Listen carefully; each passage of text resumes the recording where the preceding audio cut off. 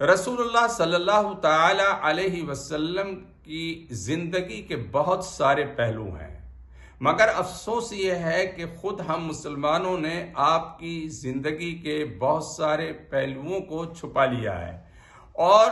عوام کیا دنیا کے سامنے ان کو آنے نہیں دیا جاتا، جس کی وجہ سے بہت ساری غلط فہمیاں پیدا ہو رہی ہیں۔ لوگ صرف پیغمبر اسلام صلی اللہ علیہ وسلم کے بارے میں یہ تصور رکھتے ہیں کہ وہ چند چیزیں بتانے کے لیے دنیا میں تشریف لائے تھے۔ نہیں، ایسا نہیں ہے، بلکہ آپ صلی اللہ تعالی علیہ وسلم نے زندگی کے ہر پہلو پر کام کیا۔ چنانچہ آج کے اس دور میں جبکہ پوری دنیا سیاست کی لپیٹ میں ہے اور لوگ اپنے سیاسی لیڈران کو برا بھلا کہہ رہے ہیں اور طرح طرح کے نظریات اور خیالات دنیا کے سامنے آ رہے ہیں، رسول اللہ صلی اللہ تعالی علیہ وسلم نے اس وقت دنیا کے سامنے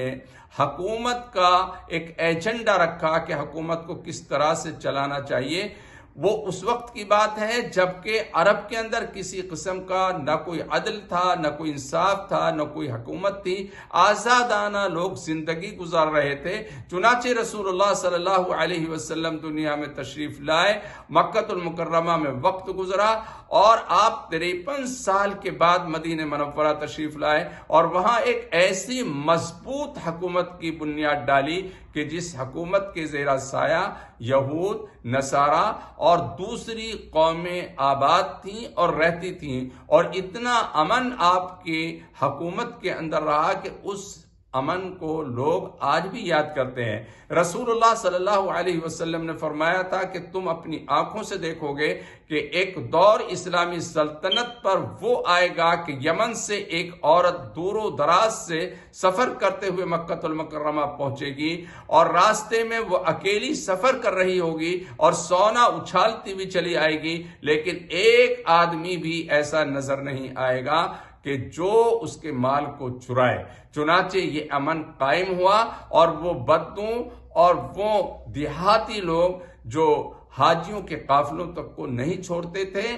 جو لوگوں کو لوٹ لیا کرتے تھے، یہاں تک کہ عورتوں کو گرفتار کر کے فروخت کر دیا کرتے تھے، بچوں کو پکڑ کر کے غلام بنا کر کے بیچ دیا جاتا تھا۔ مگر اس قوم کے اندر وہ انقلاب آیا کہ ایک آدمی بھی ایسا نہیں ملتا تھا کہ کسی گری پڑی چیز کو اٹھا لے، وہ چیز وہیں پڑی رہتی، اس قدر امن قائم ہوا۔ یہ رسول اللہ صلی اللہ علیہ وسلم کا بہت بڑا معجزہ تھا کہ آپ صلی اللہ علیہ وسلم نے اس لڑاکو قوم کو، اس جنگجو قوم کو جو ہر وقت ایک دوسرے کے خون کی پیاسی رہتی تھی، عدل و انصاف کا وہ نظام دیا کہ جس پر چل کر پوری دنیا میں انہوں نے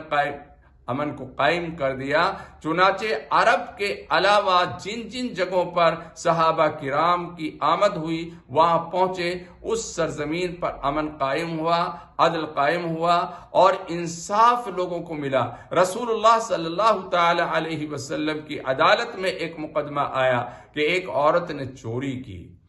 اس کی سفارش کے لیے کچھ لوگ آئے، آپ صلی اللہ علیہ وسلم طیش میں آ گئے اور کہا کہ اگر میری بیٹی بھی یہ جرم کرتی تو اس کے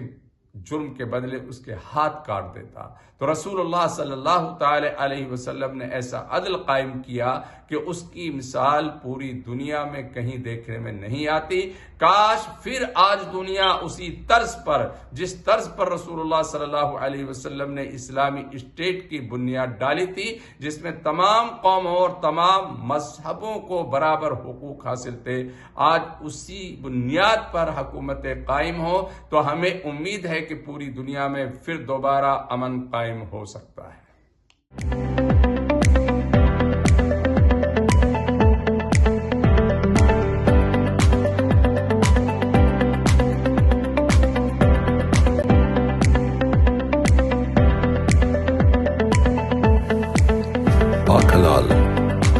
Curtinsville, Maryland.